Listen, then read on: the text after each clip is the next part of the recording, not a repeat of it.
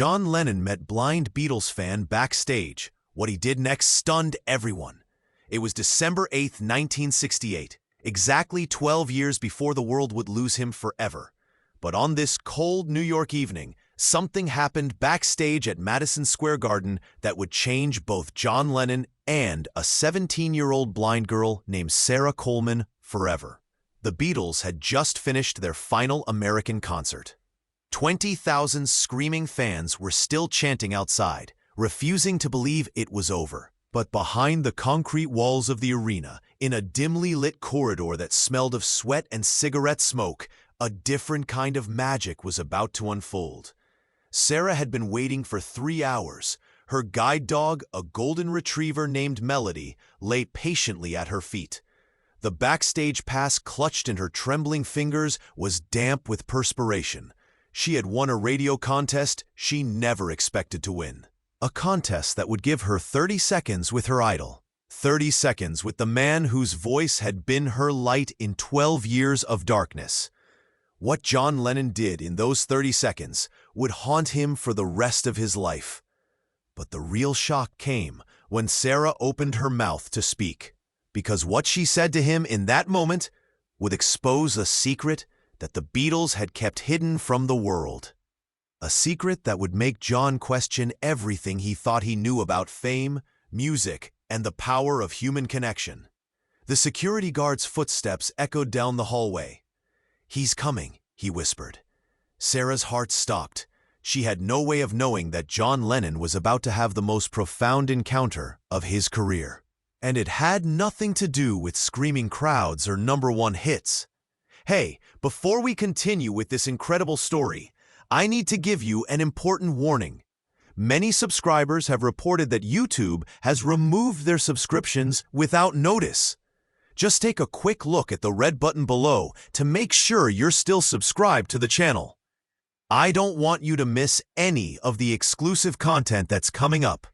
And while you're there, leave that powerful like that helps me a lot with the algorithm. Oh, and tell me in the comments, which city are you watching from? I love getting to know every amazing person who is part of this community. Your participation makes all the difference. Let's interact. Sarah Coleman wasn't like other Beatles fans. Born blind in Cleveland, Ohio, she experienced music in ways that others couldn't comprehend. While her friends talked about Paul's looks or George's hair, Sarah spoke about the texture of Ringo's drum beats, the weight of John's lyrics.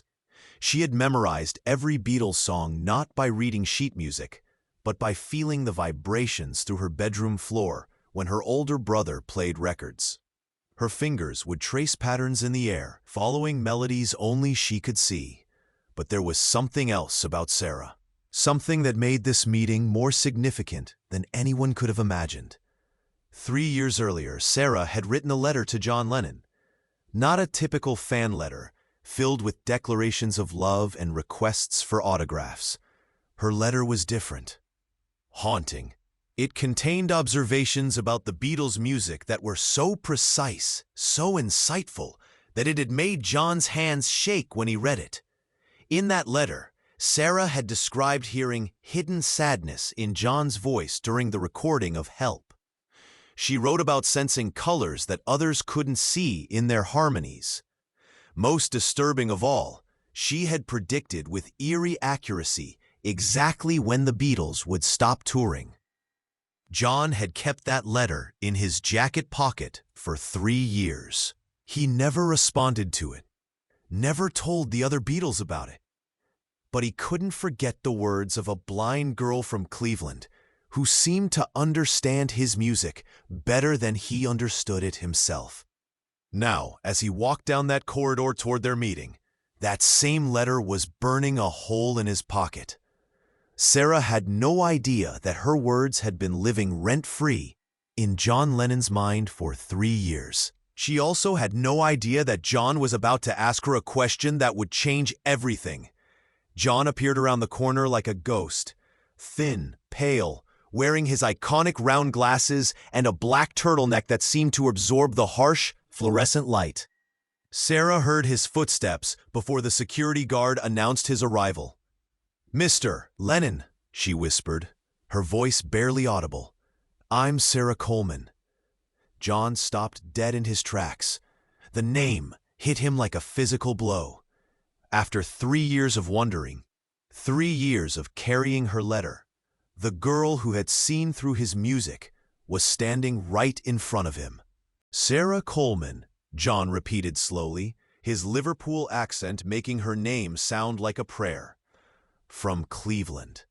Sarah's face went white. How could he possibly know where she was from? She hadn't told anyone backstage. The radio contest winner's information was supposed to be confidential. You know who I am?" she stammered. John reached into his jacket pocket and pulled out a worn, folded piece of paper. Sarah's letter. The one she had written in Braille, then had her brother translate to print. "You wrote to me," John said quietly. 3 years ago. You told me things about our music that I'd never told anyone." "You kept it," she whispered. "I kept it," John confirmed. "And I need to ask you something, Sarah. Something that's been eating at me for 3 years." The corridor seemed to grow colder. Security guards pretended not to listen, but every person within earshot was hanging on every word. "In your letter," John continued, his voice dropping to almost a whisper, "you said you could hear things in our music that others couldn't. You said you could hear when we were lying, when we were in pain, when we were pretending to be happy." Sarah nodded, unsure where this was leading. "You wrote that you could hear the Beatles breaking up before we even knew it ourselves. You said it was in the harmonies, in the spaces between the notes." How, Sarah? How could a 17-year-old girl from Cleveland know something that we didn't even know? What Sarah said next would explain everything, but it would also reveal a truth about John Lennon that would shake him to his very core. Sarah was quiet for so long that John began to wonder if she had heard his question. Melody, her guide dog, sensed her owner's distress and nuzzled closer to her leg. Finally, Sarah spoke, her voice steady but filled with something that sounded almost like sadness. "Mr. Lennon, when you can't see the world, you learn to hear it differently. You hear the truth in people's voices. You hear the lies. You hear the pain they try to hide." She paused, running her fingers along Melody's fur for comfort. "When I listen to Beatles songs, I don't hear 4 musicians playing together. I hear 4 individual heartbeats. And for the past 2 years, those heartbeats haven't been beating in sync." John felt his chest tighten. She was describing something he hadn't even admitted to himself yet. "In Yesterday, I can hear Paul trying to prove he doesn't need the rest of you. In Within You, Without You, I can hear George feeling invisible. In your songs, Mr. Lennon, I can hear you screaming, but trying to make it sound like singing." The words hit John like bullets. Each observation was more accurate than anything any music critic had ever written about them. "And the saddest part," Sarah continued, her voice breaking slightly, "is that I can hear how much you all still love each other. But love isn't always enough to keep people together, is it?" John stared at this blind teenager who had just dissected the Beatles' internal dynamics with surgical precision. How could she know things that even their producer George Martin hadn't figured out? "Sarah," John said, his voice hoarse, "there's something else in your letter. Something I need to know about." He unfolded the worn paper and found the passage that had haunted him for 3 years. "You wrote, 'I can hear that John Lennon is looking for someone. Someone who understands the music the way he hears it in his head. Someone who won't try to change it or make it commercial. Someone who will just listen.'" John's hands were shaking now. "How did you know that? How did you know I was looking for someone?" Sarah's answer would reveal a connection between them that neither of them had expected. A connection that would explain why John had kept her letter for 3 years and why this meeting was about to change both of their lives forever. Sarah took a deep breath, as if she was about to reveal something she had never told another human being. "Mr. Lennon, there's something I need to tell you. Something I've never told anyone, not even my parents." The corridor fell completely silent. Even the distant sound of fans outside seemed to fade away When I listen to Beatles songs, sometimes I hear things that aren't there. Notes that haven't been played yet. Lyrics that haven't been written. It's like I can hear the music you're thinking about but haven't recorded yet. John felt the world tilt slightly. This was impossible, but somehow, it also made perfect sense. 3 weeks ago, Sarah continued, I heard a song in my dreams. A song that sounded like you singing, but it was different from anything the Beatles had ever done. It was sadder, more honest. The lyrics were about peace, about imagining a world without war or religion or countries. John's blood ran cold. She was describing Imagine, a song he had been working on in private, a song he hadn't shared with Paul, George, or Ringo, a song that existed only in his notebooks and in his head. Impossible, John whispered. The song started with piano, Sarah said, her unseeing eyes focused on something beyond the corridor. Just piano, and your voice. No strings, no other instruments, just truth. John stumbled backward, steadying himself against the concrete wall. This girl was describing, note for note, the exact arrangement he had been experimenting with in his home studio. Sarah, John said, his voice barely audible, what else do you hear? I hear you leaving, Sarah said simply. Not just the Beatles. England. Everything familiar. I hear you moving somewhere new, somewhere you can start over. And I hear you finding someone who loves the real you, not the Beatle you. John's mind raced. He and Yoko had been secretly planning to move to New York. They hadn't told anyone, not even their closest friends. How? John asked. How is this possible? Sarah smiled for the first time since they had started talking. I don't know, Mr. Lennon. I just know that some people are connected by music in ways that go beyond normal understanding.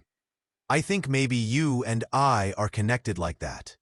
She paused, then said something that would change John's life forever. I think maybe God gave me blindness so I could see your music the way you really hear it. John Lennon stood in that corridor for several minutes, processing what Sarah had just told him. This blind teenager from Cleveland had somehow tapped into his creative consciousness in ways that seemed to defy logic. Sarah, John said finally, I need to ask you for something. Something important. Anything, Sarah replied. I want you to write to me, not as a fan, but as a friend, someone who understands the music. I want you to tell me what you hear, what you see in the songs I haven't written yet. Sarah's face lit up with joy, but John wasn't finished. And I want to do something for you, something that might sound crazy.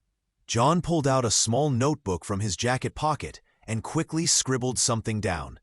He tore out the page and handed it to the security guard. This is my private phone number, John told Sarah. The one only my family has. I want you to call me next Sunday at 3 p.m. New York time. I'm going to play you something. What? Sarah asked. The song you described, the one about peace and imagination. I'm going to play it for you before I play it for anyone else. Before Paul, before George, before my record label. You're going to be the first person to hear Imagine. The security guard and everyone else in the corridor exchanged shocked glances. John Lennon was giving his private phone number to a fan. This simply didn't happen. But why? Sarah asked, tears beginning to form in her sightless eyes. Because, John said, you understand what I'm trying to say before I even say it. You hear the music the way it's supposed to be heard. And I think maybe that's why we met tonight. John knelt down and gently took Sarah's hands in his. Sarah Coleman, you've given me something I've been searching for my entire career. You've shown me that music can create connections that go beyond anything I ever imagined. And I want to give you something in return. What? Sarah whispered. I want to give you a front row seat to the music in my head, for as long as you want it. What happened next would create a secret friendship that lasted until John's death 12 years later. But it would also set in motion a chain of events that would inspire some of John Lennon's greatest solo work. Sarah Coleman did call John Lennon that Sunday, and he did play Imagine for her over the phone 6 months before it was released to the public. But that was only the beginning. For the next 12 years, Sarah and John maintained a secret correspondence that no one knew about. Not Yoko, not the other Beatles, not John's managers or record executives.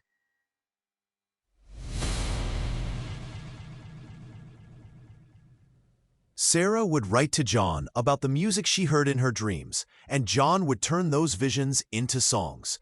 Working Class Hero, Mother, God, and dozens of other John Lennon classics were all influenced by insights from a blind girl in Cleveland who could hear music that hadn't been created yet. In return, John would call Sarah before every major recording session, playing her rough demos and asking for her thoughts. She became his unofficial creative consultant, the one person who understood his artistic vision without any commercial considerations. When John was murdered on December 8, 1980, exactly 12 years after their first meeting, Sarah was one of the first people to know. Yoko Ono found Sarah's number in John's private phone book and called her personally. "He always said you could hear his music better than anyone," Yoko told Sarah through her tears. "He said you understood his heart." At John's memorial service, Yoko read a letter that John had written to Sarah just weeks before his death. In it, he wrote, "Sarah, you gave me the greatest gift any artist can receive. You showed me that music is not about fame or money or charts. It's about connecting souls across impossible distances. You've been listening to my music for 12 years, and in return, you've taught me how to listen to the world." The letter ended with words that no one expected. "If there is music in heaven, I hope you'll be there to tell me what it sounds like." Today, Sarah Coleman is 69 years old. She never became famous, never wrote a book about her friendship with John Lennon, never sold her story to the tabloids. She still lives in Cleveland, still has a guide dog, and still listens to music in ways that others can't understand. But sometimes, late at night when the world is quiet, Sarah says she can still hear new John Lennon songs in her dreams. Songs that were never recorded, never released, but exist somewhere in the space between sound and silence. She never talks about these songs publicly, but those who know her say that sometimes, when she thinks no one is listening, she hums melodies that sound hauntingly familiar, yet completely new. Music that sounds like John Lennon, but from somewhere beyond this world. The question is, if a blind girl could hear John's music before he wrote it, what else might she be hearing now? And perhaps more importantly, are there others like Sarah out there, listening to music that hasn't been created yet, waiting for the right artist to bring those sounds into the world? Some connections transcend death itself. Some music exists in places we can't see, waiting for someone who knows how to listen.